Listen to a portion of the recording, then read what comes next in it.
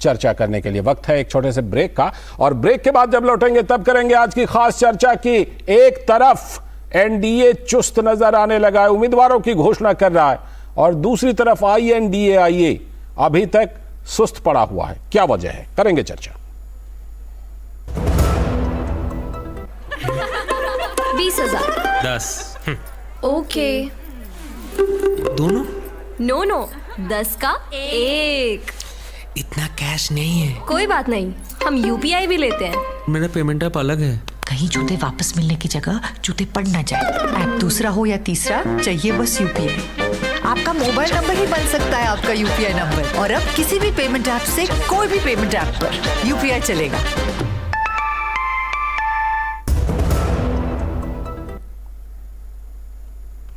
स्वागत है ब्रेक के बाद। आप देख रहे हैं DD न्यूज पर। इस वक्त अब बारी आ गई आज की खास चर्चा की, और आज की खास चर्चा हम करने वाले हैं दोनों तरफ के गठबंधन में किसकी क्या तैयारी है। दरअसल इस साल के अंत में मध्य प्रदेश और छत्तीसगढ़ में चुनाव होने वाले हैं, विधानसभा के चुनाव।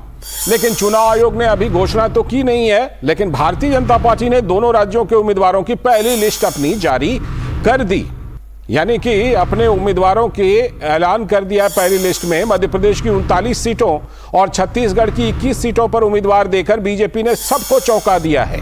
केंद्रीय चुनाव समिति की बैठक हुई और दूसरे दिन बीजेपी ने लिस्ट भी जारी कर दी। छत्तीसगढ़ का मुकाबला दिलचस्प होने वाला है। सीएम भूपेश बघेल के विरोध में उनके भतीजे विजय बघेल को बीजेपी ने उम्मीदवार बनाया है, और बीजेपी का फोकस उन क्षेत्रों पर जहां 2018 में हार मिली थी। उधर INDAI गठबंधन में यह तय ही नहीं हो पाया कि इन राज्यों में कांग्रेस को अकेले जाना है या फिर गठबंधन में सपा और आपके साथ। तो संभव है कि मुंबई सम्मेलन में कुछ स्थिति स्पष्ट हो पाए। INDAI गठबंधन में दरार की खबरों के बीच केजरीवाल मध्य प्रदेश और छत्तीसगढ़ के दौरे पर जा रहे हैं, और सपा भी मध्य प्रदेश में अपने उम्मीदवार उतारने की बात पहले ही कह चुकी है। उधर महागठबंधन के नेता नीतीश कुमार एक दिन की दिल्ली यात्रा के बाद बिहार लौट गए। आम आदमी पार्टी और कांग्रेस में बड़ी तकरार के बीच वो दिल्ली पहुंचे थे, लेकिन उनकी मुलाकात राहुल गांधी से हो ही नहीं पाई। इस बीच नीतीश कुमार का अटल जी की समाधि पर जाना भी चर्चा का विषय बन गया। बिहार में लोग पूछ रहे हैं कि अटल जी के प्रति कृतज्ञता व्यक्त करने नीतीश इससे पहले तो कभी नहीं गए, तो फिर इस बार क्या मजबूरी थी जो गए। और बिहार में चर्चा इस बात की भी है कि दरअसल INDAI गठबंधन का सिर्फ मुखौटा है नीतीश कुमार। असली सूत्रधार तो लालू यादव हैं, क्योंकि उन्होंने ही पूरी पटकथा लिखी है INDAI की। कहा जा रहा है कि ये लालू यादव का बीजेपी के खिलाफ संयुक्त मोर्चा है, जिसमें ममता के साथ अन्य पार्टियां भी शामिल हुई हैं। तो सवाल बनता है कि INDAI गठबंधन का फिर अस्तित्व कब तक है, ये बड़ा सवाल है। लालू के जंगल राज का विरोध करके नीतीश कुमार सत्ता में आए थे। आज फिर से हर दिन हत्या और लूट की खबरें आ रही हैं, सुशासन को तार तार कर रही हैं। ताजा मामला अररिया के एक पत्रकार की हत्या का है। स्थानीय अखबार के पत्रकार विमल कुमार यादव को अपराधियों ने घर में घुसकर गोली मार दी। सांसद चिराग पासवान ने इस पर कहा, बिहार में पुलिस को अपराधी गोली मार दे रहे हैं, पत्रकार की हत्या हो रही है, लेकिन नीतीश गठबंधन में व्यस्त हैं। सवाल यह है कि विपक्ष के सामने एजेंडा सिर्फ मोदी है, लेकिन उनके पास कोई चेहरा नहीं है।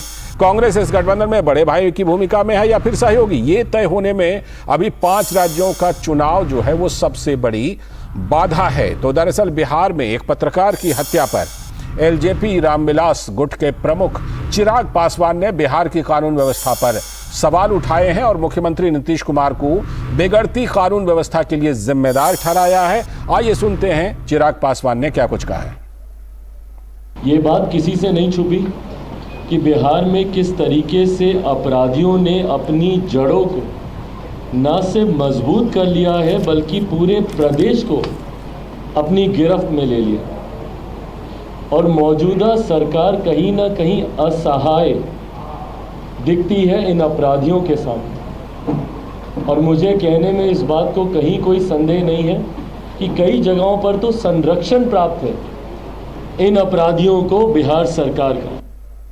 तो कई सवाल उठ रहे हैं बिहार में कानून व्यवस्था पर। इधर दिल्ली में कांग्रेस के नेता संदीप दीक्षित ने दिल्ली के सीएम केजरीवाल को फांसीवादी बताते हुए आरोप लगाया कि राज्य सरकार अपने मुद्दों पर चर्चा के लिए विधानसभा का सत्र बुलाती ही नहीं है, दूसरे मुद्दों पर चर्चा करती रहती है।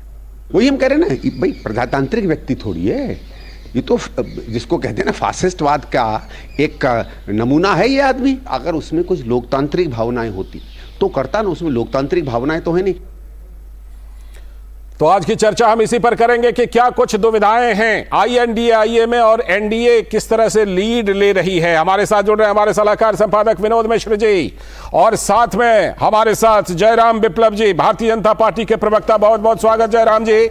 और साथ में ऋषि मिश्रा जी, जो राजनीतिक विश्लेषक हैं और कांग्रेस के समर्थक भी हैं। बहुत बहुत स्वागत ऋषि जी आपका भी। मैं शुरुआत विनोद जी आपसे करता हूं। क्या जो हमने ये टैग लाइन दी है कि NDA फिलहाल की बात कर रहा हूं, अभी कोई आगे की बात नहीं कर रहा मैं, फिलहाल NDA चुस्त और INDA सुस्त, ये लग रहा है विनोद जी, जिस तरह से कि NDA भारतीय जनता पार्टी अपनी गतिविधियां कर रही है और जिस तरह उधर का मामला अधर में लटका हुआ है। नहीं लाल जी, आपकी जो रिपोर्ट है और आपका जो अभी ये सवाल है तो बिल्कुल इसलिए सही है कि अभी आप देखिए कि चुनाव आयोग की तरफ से कोई डेट का कोई अनाउंसमेंट नहीं हुआ है। ये बात सही है कि इस साल के अंत में आते आते मध्य प्रदेश और छत्तीसगढ़ में चुनाव होने हैं, लेकिन बीजेपी ने जिस तरह से एक आप कह सकते हैं कि परंपरा से हटकर बिना चुनाव आयोग के अनाउंसमेंट से पहले अगर इस तरह की तैयारी को सामने में लाके उन्होंने एक तरह से तो दिखाया है बीजेपी ने अपनी तैयारी का, और इस तरह के प्रदर्शन का तो सामने में जरूर रखा है। तो ये इंपॉर्टेंट चीज़ है कि इसको आपको मानना पड़ेगा कि अभी तक की जो ट्रेडिशन थी उस ट्रेडिशन में चुनाव आयोग के वहाँ पे डेट देने के बाद में, अनाउंसमेंट के बाद में पॉलिटिकल पार्टियों की जो सेंट्रल इलेक्शन कमेटी थी उसकी मीटिंग होती थी और उसके बाद कैंडिडेट के नाम तय होते थे, जो अक्सर एक परंपरा है सारी पार्टियों में, हम देखते रहे हैं। लेकिन बीजेपी ने इस बार पहली बार ऐसा दिखाया है कि सेंट्रल इलेक्शन कमेटी की जो बीजेपी की मीटिंग हुई थी और उसके अगले दिन ये लिस्ट जारी हुई, खास करके मध्य प्रदेश और छत्तीसगढ़ के लिए जहां चुनाव होने हैं इस साल के अंत में। तो आप ये देखिए कि 39 सीट मध्य प्रदेश के लिए, 21 सीट छत्तीसगढ़ के लिए देके बीजेपी ने एक बात तो ये साफ कर दिया है कि बीजेपी मैदान में पूरे डट के साथ में मुकाबला करने के लिए तैयार है। रही बात जब आप चुस्त और सुस्त की बात करते हैं तो उसमें एक चीज तो आपको देखना पड़ेगा कि अभी INDA की गठबंधन के बीच में एक सबसे बड़ा सवाल जो अभी आम आदमी पार्टी को लेके है, जो आप दिल्ली के 7 विधानसभा सीट के लेके जो इनकी पिछली मीटिंग हुई थी उस मीटिंग के बाद का क्या हुआ, आप अभी संदीप दीक्षित के जो अभी आपने साउंड बाइट चलाया उसे आप समझ सकते हैं। जी। तो ये सीट शेयरिंग को लेके अभी मुंबई में जो होने वाला उनका अधिवेशन है उसमें यही फॉर्मूला तय होना है कि सीट शेयरिंग की हालत क्या होगी, क्योंकि अरविंद केजरीवाल ने अपना डेट दे दिया है कि मध्य प्रदेश छत्तीसगढ़ में आम आदमी पार्टी के लिए चुनाव प्रचार में वो जाएंगे और हो सकता है कि इस हफ्ते में वो चुनाव के लिए जा रहे हैं प्रचार के लिए। तो अब अगर ये सवाल जरूर है सामने में आएगा, उधर सपा ने भी अपनी तरफ से साफ कर दिया है कि मध्य प्रदेश में भी वो अपने कैंडिडेट को उतारेंगे, क्योंकि वो देख रहे हैं कि बुंदेलखंड के आसपास के इलाके में सपा ने अपना एक बेस बनाया जिसका वो दावा करते हैं। तो राष्ट्रीय राजनीति में और राष्ट्रीय फलक पे आने के लिए जिस तरह से आम आदमी पार्टी की अपनी ललक है, समाजवादी पार्टी की भी ललक है, अब ये डिपेंड करता है कि इसमें कांग्रेस कितना त्याग करने के लिए तैयार है।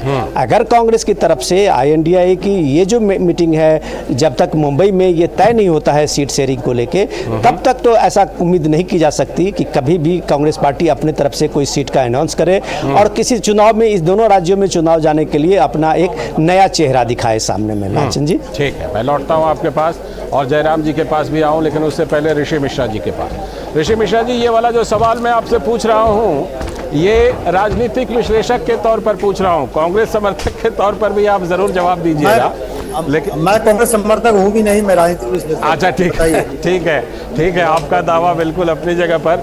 मैं राजनीतिक विश्लेषक के तौर पर ही पूछ रहा हूं। आप ये बताइए कि एक तरफ ये तय नहीं हो पा रहा है कई राज्यों को लेकर के कांग्रेस पार्टी का कि अकेले जाना है कि गठबंधन में जाना है, कुछ भी तस्वीर साफ नहीं है। दूसरी तरफ भारतीय जनता पार्टी ने जिस तरह से नामों का ऐलान तक कर दिया, लिस्ट तक जारी कर दी, आप भी एक राजनीतिक विश्लेषक के तौर पर ही सही ये मानते हैं कि NDA ने कम से कम एक लीड लेकर के दिखा दिया है ये जो मिशन 2024 का रेस है इसमें?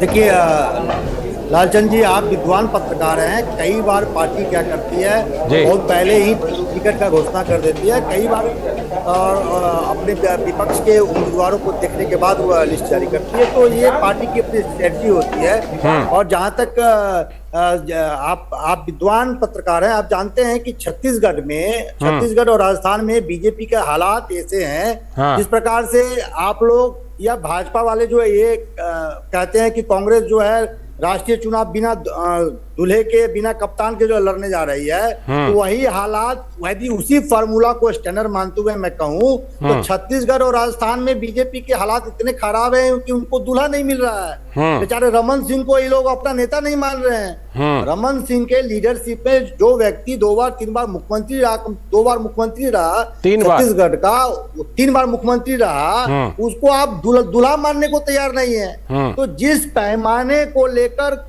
आप लोग कांग्रेस पर अटैक करते हैं कि भैया 26 पार्टी तो जुट गए, दूल्हा कहाँ है, तो भैया छत्तीसगढ़ में आदरणीय हमारे जो बड़े भाई जो संपादक साहब है उनसे भी पूछिए छत्तीसगढ़ में दूल्हा कहाँ है बीजेपी का, राजस्थान में दूल्हा कहाँ है। और नहीं, इसका जवाब तो जयराम जी को देना है या कांग्रेस करती है। नहीं, विनोद जी हमारे बड़े भाई हैं और विद्वान हैं, इंडिया के सबसे बड़े विद्वान संपादकों में से आते हैं। मैं अपने ज्ञानवर्धन के लिए ये जानना चाहता हूँ कि छत्तीसगढ़ में यदि बीजेपी अपने दूल्हा या कप्तान का घोषणा नहीं करता है तो क्या ये बीजेपी की एक मजबूत स्ट्रेटजी है? यदि ये मजबूत स्ट्रेटजी है तो फिर कांग्रेस को आप क्रिटिसाइज मत कीजिए कि भाई 26 पार्टियों का गठबंधन तो बना लिए, दूल्हा कहाँ है। अच्छा, तो भाई फार्मूला तो एक ही चलेगा ना। ठीक है, एक फार्मूला दोनों के समान रूप से मैं इसी फार्मूले पर जयराम जी का जवाब लेता हूं। तक सुन लीजिए, मैं कंप्लीट कर लूं। 26 पार्टियों का गठबंधन बना है जिसका नाम इंडिया है, 2 बैठकें हो चुकी है। आप तीसरे बैठक में जैसे ही संयोजक का नाम घोषणा होगा, कई ऐसे पहलू हैं जिससे बातचीत होगी और आपके सामने में नतीजे होंगे। तो चिंता करिए, भाजपा को दूसरे घर की चिंता करने की जरूरत नहीं है। ठीक है, उन्होंने अभी चिंता की भी नहीं है, अभी वो जवाब देंगे। जयराम जी, सबसे पहले तो आपसे जो ऋषि मिश्रा जी ने सवाल पूछा उसका जवाब दे दीजिएगा, और दूसरी बात ये बताइएगा कि आप लोगों की क्या स्ट्रेटजी है। अभी से आपने उम्मीदवारों के नामों का ऐलान कर दिया। देखिए, सबसे पहले तो भारतीय जनता पार्टी 365 दिन अपने राजनीतिक और सामाजिक कार्यों में कार्यकर्ता के माध्यम से लगी रहती है। ये नहीं चुनाव आया हम जग गए और चुनाव के बाद अगर मशीनरी फिर छुट्टी मनाने के लिए इटली और बैंकॉक थाईलैंड चली जाती है, ऐसा नहीं है। हम जनता के बीच में सालों भर 24 घंटे काम करने वाले संगठन के रूप में कार्यरत है। इसलिए चुनाव हो या कोई आपदा हो, चाहे कोरोना के का काम देख लीजिए, हम पार्टी के तौर पे एकलौते पार्टी हमारी एकलौती थी जिसके कार्यकर्ता सड़कों पे थे। उसी प्रकार हम चुनाव को भी अपना कर्तव्य मानकर तो हम आगे दिख रहे हैं, तो हर जगह परिणाम में भी दिखते हैं, लेकिन स्टैंड स्ट्रैटेजी और करनी में कितना होता है ये तो कांग्रेस के नाम पर जो बाकी लोग अपनी बयानबाजी करते हैं उनके बातों से साफ पता चलता है। चुनाव जीत जाए, ईवीएम के लिए तालियां होती है सर, कांग्रेस पार्टी चुनाव हार जाए, अरे ईवीएम के लिए छाती पीटना शुरू हो जाता है। तो दोहरा स्टैंड इनका है, दोहरा चरित्र इनका, ये सब देख। ठीक है, INDIA जो डॉट है ना, इतने सारे तो डॉट कितने डाउट्स में बदलते जा रहे हैं। ये दिल्ली में केजरीवाल वर्सेस राहुल गांधी और ये डॉट्स और लालू प्रसाद यादव के रहस्यमय वक्तव्यों में और उनके आचरण में दिखाई पड़ती है। ठीक है, आपसे संपर्क में थोड़ी सी बाधा आ रही है। इतने सारे डॉट्स हैं कि मध्य प्रदेश हो या छत्तीसगढ़ हो या राजस्थान, आपसे संपर्क में थोड़ी बाधा आ रही है, तो इस बीच में जरा ठीक करवाता हूं। मैं आपसे संपर्क में थोड़ी बाधा आ रही है, मैं इस बीच विनोद जी के पास चलता हूं। विनोद जी, जिस तरह से कि आप ये बात अब उठ रही है कि ये जो पूरा का पूरा इंजीनियरिंग है INDIA का, ये नीतीश कुमार के दिमाग की उपज नहीं है, ये लालू यादव के दिमाग की उपज है। अब इस तरह की बातें सामने आ रही हैं। दूसरी तरफ ये कि बिहार अभी भी उसका केंद्र बना हुआ है, क्योंकि तो जिस तरह से कि इस तरह की बातें आ रही हैं कि बिहार अभी भी उसी बात का केंद्र बना हुआ है कि वहां पर देखिए जो कानून व्यवस्था का मसला है उसको लेकर लगातार इस तरह की खबरें आ रही हैं। और इसके बाद जो ये सवाल उठ रहा है कि नीतीश कुमार की अब भूमिका क्या रहेगी, इसलिए भी दिल्ली आए, अटल जी की समाधि पर गए, लेकिन किसी से मिल नहीं पाए INDI गठबंधन के नेताओं से। लाल जी, मैं आपके सवाल पे आऊँ से पहले अभी जो ऋषि जी बता रहे थे, मैं उन्होंने शायद मुझे ही पहले पूछ लिया था। पूछना चाहिए था, बीजेपी के प्रवक्ता हैं और जयराम जी बहुत समझदार प्रवक्ता हैं, उनसे पूछना चाहिए था, लेकिन उन्होंने मुझे पूछा इसलिए मैं जवाब दे रहा हूँ कि देखिए सबसे दिक्कत क्या है। पहला तो ये कि ये लोग राजनीतिक विश्लेषक अपने को कहते हैं और सीधे सीधे कांग्रेस के एजेंडे पे आ जाते हैं और फिर उनको ये बात सुनने में भी अटपटा सा लगता है कि मुझे कांग्रेस भी ना कहा जाए। ये कहने की बात नहीं है। अब सीधे सीधे मैं उनका जवाब पे आ जाता हूँ कि उन्होंने क्या, उनका जवाब ये है कि अगर वो भूपेश बघेल इतने ही कद्दावर और इतने ही मजबूत नेता हैं तो आप ये बताइए कि 4.5 साल तक टीके सिंहदेव लड़ते रहे कि हम डिप्टी से 3 ईयर का हमारे पास ये एग्रीमेंट था, 2.5 ईयर और 2.5 साल का हमारा ये था कि दोनों चीफ मिनिस्टर बनेंगे अलग अलग टाइम में। लेकिन आखिरकार उनको लास्ट में 4.5 साल बीतने के बाद उनको डिप्टी चीफ मिनिस्टर क्यों बनाया गया? आखिर क्या मजबूरी थी कि भूपेश बघेल को एक डिप्टी सीएम भी चाहिए था छत्तीसगढ़ के कैबिनेट में? दूसरा सवाल आप ये देखिए कि कांग्रेस की तैयारी और कांग्रेस के का जो अभी ये बता रहे थे कि INDIA की अपनी शर्तें हैं और उसमें 26 दल बंधे हुए हैं, तो इसमें आप देखिए कि कांग्रेस की क्या भूमिका है। कि आपने देखा कि जैसे ही परसों तरसों जो मीटिंग हुई थी कांग्रेस पार्टी के दिल्ली इकाई की राहुल गांधी और खड़गे जी के साथ में, उसके बाद क्या हुआ, एक पार्टी प्रवक्ता अलका लांबा ने जरा सी अभी बात मीडिया में बात कही कि हम 7 सीट के लिए तैयारी कर रहे हैं, तो कांग्रेस को घुटने टेकने पड़े अगले दिन और सबने अलका लांबा को बताना शुरू कर दिया कि ये छोटे मोटे नेता हैं, इनकी बात को आप इग्नोर कर सकते हैं। तो ये जो आप जिस तरह की आपकी व्यवस्था है, आपकी मजबूरी है कि आप एक तरह से INDIA गठबंधन में किसी तरह से रेंगते हुए दिखना चाह रहे हैं कि आप चाह रहे हैं कि ये INDIA गठबंधन किसी तरह से चले और 2024 का जो मुकाबला की बात कर रहे हैं वो मुकाबला का आप एयर बना सके। रही बात आपके, मैं दूसरे सवाल पे आता हूं कि जो बात आपने कही है कि जो लालू यादव और नीतीश कुमार का, तो देखिए ये चीजें साफ है, बिहार के लोग ही नहीं पूरे देश में इस बात की चर्चा है कि आखिर ये अचानक कैसे हुआ कि नीतीश कुमार अचानक बिहार से चलते चलते दिल्ली पहुंच गए और राष्ट्रीय राजनीति में पहुंच गए। तो वो जो कन्वेनर की बात वो कह रहे थे, लालू यादव जो कह रहे थे कि नीतीश कुमार को कन्वेनर बनाया जाए, तो ये बात भी सच है कि उसके पीछे का तर्क ये है कि जो संयुक्त मोर्चा का बनाने का, जो आपको याद होगा उस दौर में 90 के दौर में, उस संयुक्त मोर्चा के बनाने में लालू यादव अपने को मानते हैं कि वही सबसे सूत्रधार रहे हैं। तो इस दौर में भी वो अपने लिए एक संयुक्त मोर्चा बनाए हैं बीजेपी के खिलाफ में, और नीतीश कुमार को एक तरह से उन्होंने एक मुखौटे के सामने में रखा है कि नीतीश कुमार के सुशासन को और नीतीश कुमार के जो अपना पॉलिटिकल ये रहा है पिछले 17-18 साल का, उसके बॉगी में हम लोग जाएंगे। हुआ क्या है ये आप बिहार की आज की राजनीति में देख सकते हैं, पत्रकार की कैसी हत्या हुई है। तो जब सवाल नीतीश कुमार के वहां अपने सुशासन पे उठ रहे हैं तो उसका फेस बना के लालू यादव किस तरह से बीपीजी की मुकाबला कर सकते हैं, ये बात तो शायद बिहार के लोगों को शायद डाइजेस्ट नहीं होगा।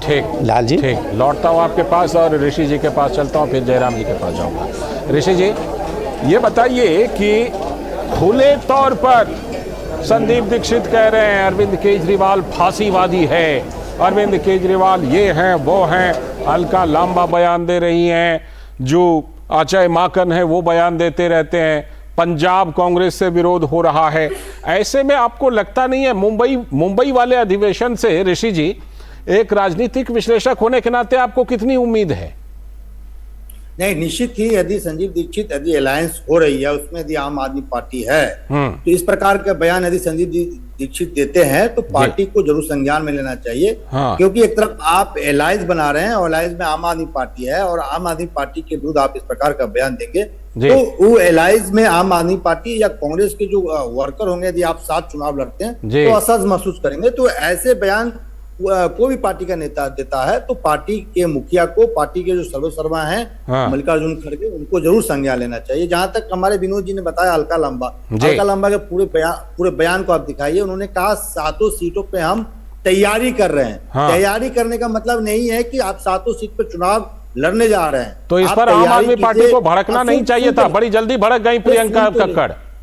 अरे प्रियंका कक्कड़ कौन सी, सौरभ भारद्वाज का भी तो बयान आ गया है, अरविंद केजरीवाल जी का भी बयान आ गया। तो आप कक्कड़ के बयान को लेकर पकड़ के बैठे हैं। सौरभ भारद्वाज ने क्या कहा? सौरभ भारद्वाज जो है पार्टी के प्रमुख प्रवक्ता है, उन्होंने कहा कि जब शीर्ष दोनों पार्टी के जब शीर्ष नेता बैठेंगे, गठबंधन के महत्वपूर्ण नेता बैठेंगे, तो सीट शेयरिंग की बात हो जाएगी। ठीक है। हर पार्टी के कार्यकर्ताओं की इच्छा होती है कि वो अधिक से अधिक सीट लड़े जी। सातों सीटों पे तैयारी का ये मतलब नहीं है कि आप सातों सीट लड़ने जा रहे हैं। जी। यदि आप अधिकतम सीटों पे तैयारी करेंगे तभी तो आप दावेदारी अधिक से अधिक कर पाएंगे। ठीक है। और जहां तक हल्का लंबा और संदीप दीक्षित के बयान को यदि पार्टी का बयान आप मानते हैं या हमारे संपादक साहब मानते हैं, हाँ। तो मैं तो कहूंगा फिर सुब्रमण्यम स्वामी तो खुद भाजपा के विरुद्ध कई ऐसे बयान दिए हैं, आदरणीय प्रधानमंत्री के विरुद्ध ऐसे बयान दिए हैं। तो क्या मैं मानूं कि भाजपा जो है नरेंद्र मोदी के विरुद्ध में है या भाजपा खुद अपने सरकार के विरुद्ध में है? ठीक है। सुब्रमण्यम स्वामी तो भाजपा के नेता हैं, ठीक है। भाजपा के कोटे से राज्यसभा सांसद हैं वो। ठीक तो है। ऐसे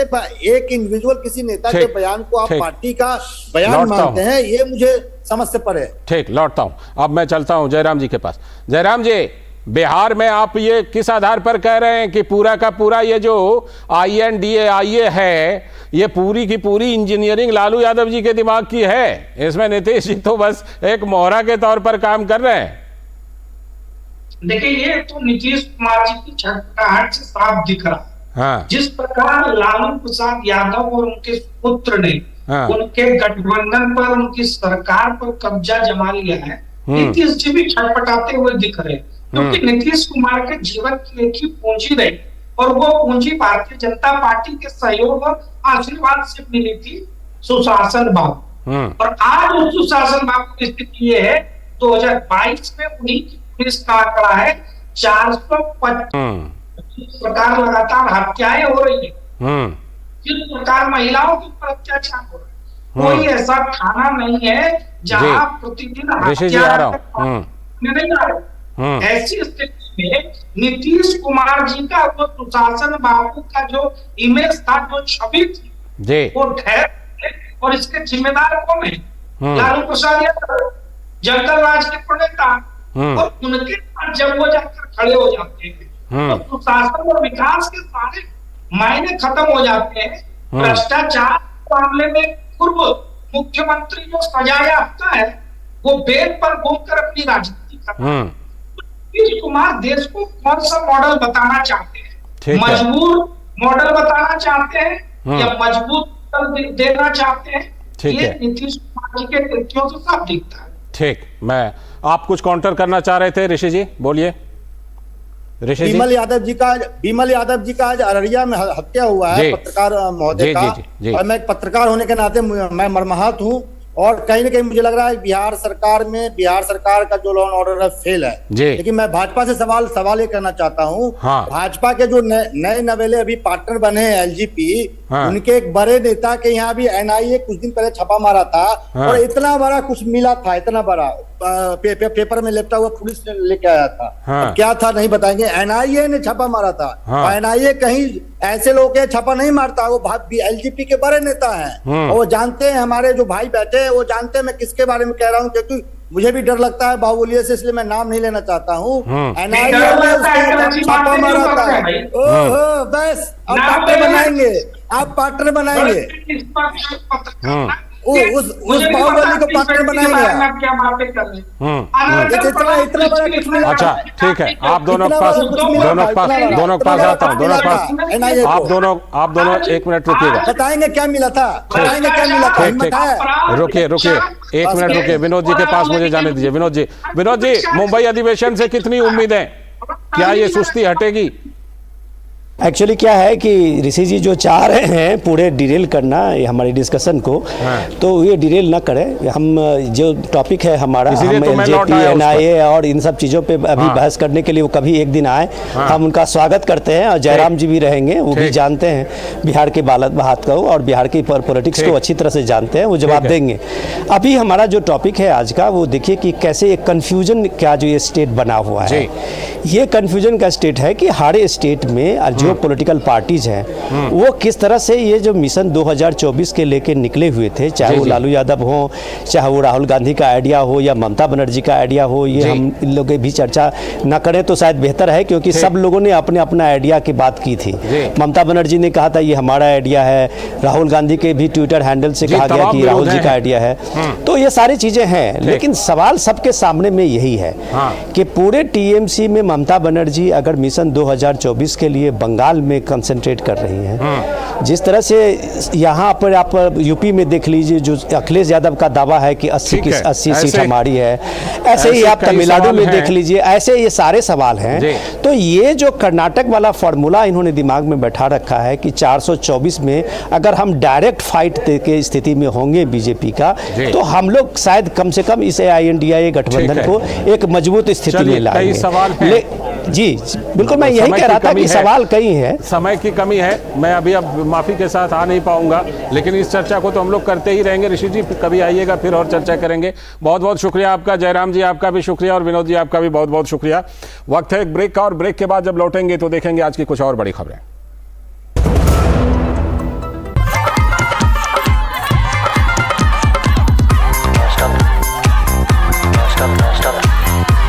बिना रुकावट गाने सुनने के लिए अपना सब्सक्रिप्शन रिन्यू करें। सब्सक्रिप्शन खत्म? मिस्टर डीजे, UPI ऑटो पे कीजिए। ऑटो पे? नॉन स्टॉप पेमेंट से मिलेगा नॉन स्टॉप म्यूजिक।